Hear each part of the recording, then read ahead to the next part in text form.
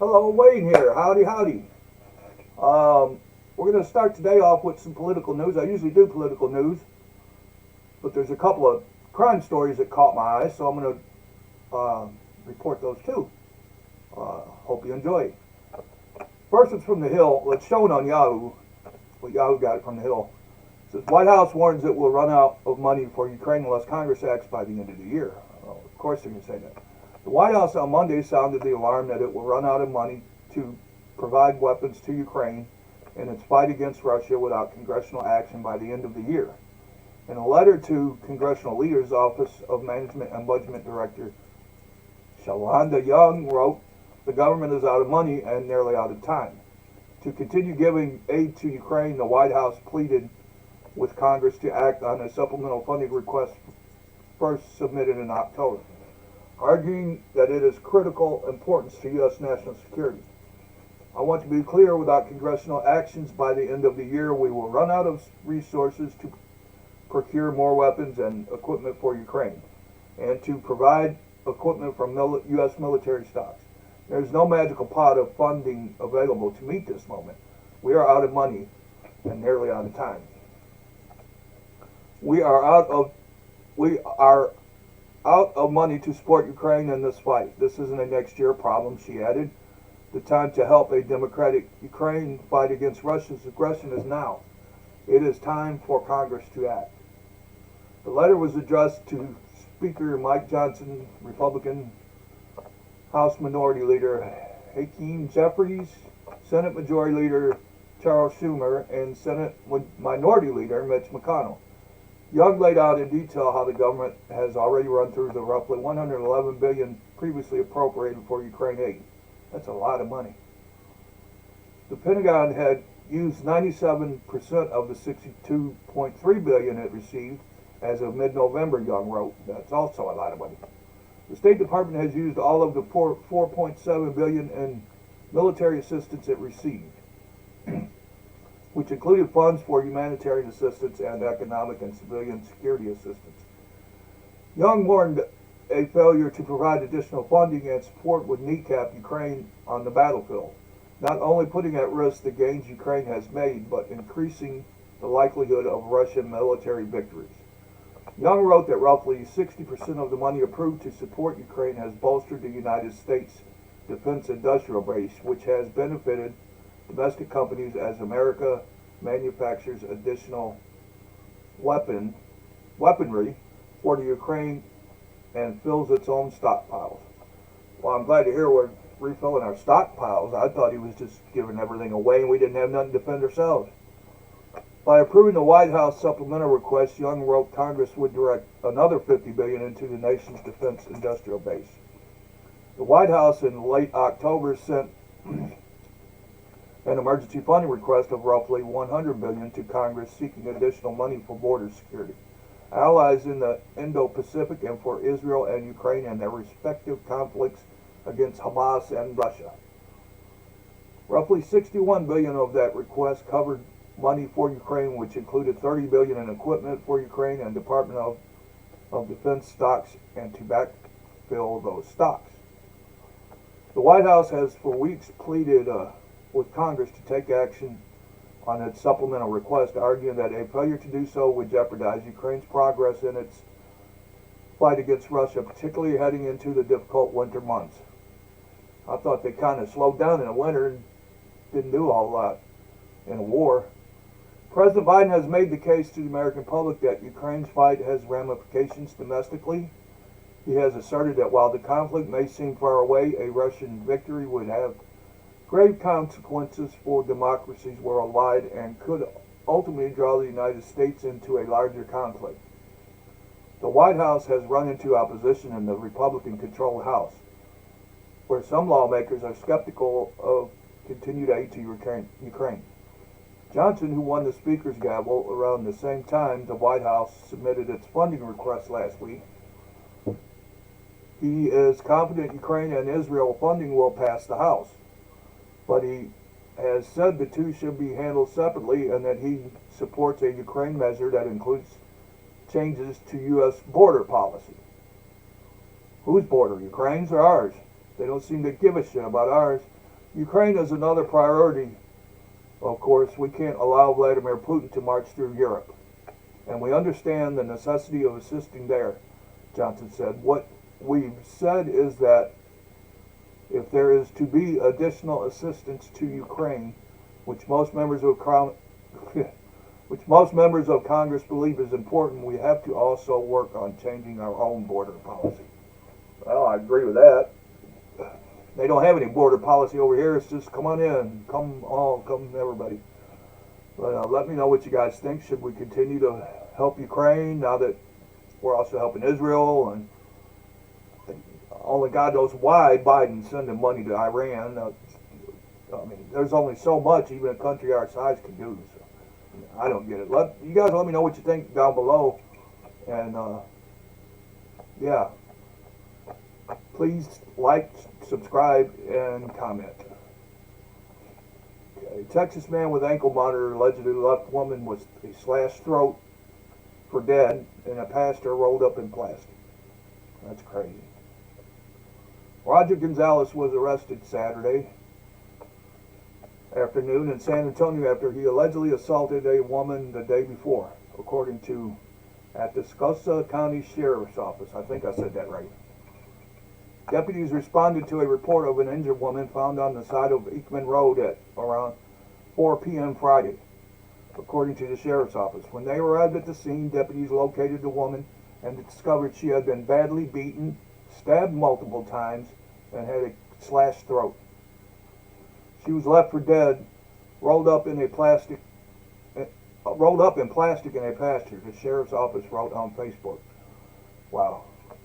The woman is listed in serious but stable condition at a hospital in San Antonio. Investigators followed leads throughout Friday night and Saturday morning before filing a complaint and obtaining an arrest warrant for Gonzalez, who the Sheriff's Office said was wearing an ankle monitor during the alleged assault. Apparently he was out on some type of parole type thing.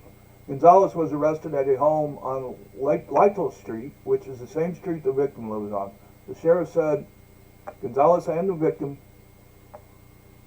were in a relationship, according to local outlet KENS5.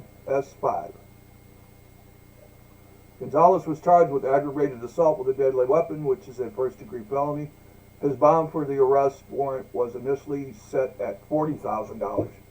But after his arrest, the judge raised it to $275,000. The Sheriff's Office wrote on Facebook. Is that crazy or what? Illegal immigrant. Wow. Let me know what you guys think about that. I really don't even know what to say. I hope they stick the guy underneath the damn penitentiary. Israel's military calls for more evacuations in southern Gaza as it widens offensive. Israel's military called for more evacuations in South Gaza as it widened its offensive aimed at eliminating the territory Hamas rules. The war has already killed thousands of Palestinians and displaced over 3/4 of Gaza's 2.3 million residents who are running out of safe places to go. The health ministry in Hamas-run Gaza said the death toll in the territory since October 7 has surpassed 15,500 with more than 41,000 wounded. The ministry does not differentiate between civilian and combatant deaths, but said 70% of the dead were women and children. I don't know if I believe that. Of course, they are hiding themselves and their equipment underneath these people, these innocent Gazan citizens. Israel says it targets Hamas operatives and blames civilian casualties on the militants. That's right, I agree. Accusing them of operating in residential neighborhoods. It claims to have killed thousands of militants without providing evidence. Israel says at least 81 of its soldiers have died. Hopes for another temporary truce faded after Israel called its negotiators home over the weekend. Hamas said talks on releasing more of the scores of hostages seized by Palestinian militants must be tied to a permanent ceasefire. Israel ain't going to do that. The Hague, Netherlands, human rights lawyers went to court in the Netherlands on Monday for a halt to the export of a fighter jet parts to Israel that could be used in attacks on Gaza. The rights organizations say that delivery of parts for the F-35 jets makes the Netherlands complicit in possible war crimes by Israel in its war with Hamas. The civil case in The Hague opened as the Israeli military renewed calls for mass evacuation from the southern town of Khan Younis, where tens of thousands of displaced Palestinians have sought refuge in recent weeks, as it widened its ground offensive and bombarded targets across the Gaza Strip. The rights lawyers want The Hague District Court to issue an injunction banning exports of F-35 parts that are stored in a warehouse in the town of, I'm not going to try that word. The state must immediately stop its delivery of F-35 parts to Israel, lawyer Liz Ziegfeld told the court. She said Dutch customs officials asked the government if it wanted to continue exports after the October 7th attacks by Hamas that triggered the Israeli-Hamas war. The warning that fighter jets can contribute to serious breaches of laws of war does not, for the Dutch state, outweigh its economic interest and diplomatic reputation, she said. Government lawyer Remer Valdez urged the court's single judge to reject the injunction, saying that even if it were to uphold the rights lawyers' legal arguments and ban exports, the United States would deliver these parts to Israel from another place. A decision is expected within 2 weeks, and it can be appealed. Well, what do y'all think about that? Should they be given the parts for the fighter jets? I think Israel's going to let Hamas know what's going on and whether they got fighter jets or not. I don't. You can't really blame them. These people fly in on these little jet things and they come in through the gate and they kill like 1,400 people, and people don't expect Israel to be very upset about that and react. We've got thousands and thousands of people here in the United States most of them are young college kids that probably don't know a damn thing about Hamas or Israel or the history of the whole thing or whatever. Carrying on and bitching and every tap is a turning point. Carrying on and complaining about what Israel is doing to Hamas. What about what Hamas has started? What about what Hamas did to Israel? And they've been bombing these people. Israel gave the Palestinians the Gaza Strip in 2005 and moved a bunch of the people out, the Jewish people out of Gaza, and gave it to the Palestinians. And it went along after they gave them all this land, they were sending rockets over to Israel. And during this last ceasefire, there was a suicide bomber came from Hamas over to Israel and blew up a bunch of people during the ceasefire. Well, how's it?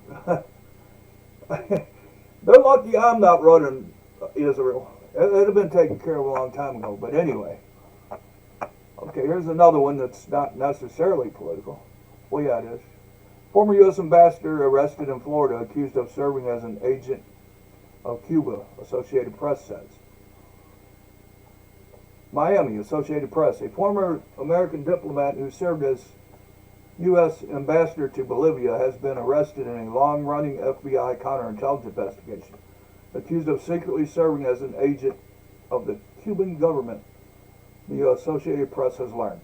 Manuel Rocha, 73, was arrested in Miami on Friday on a criminal complaint, and more details about the case are expected to be made public at a court appearance Monday.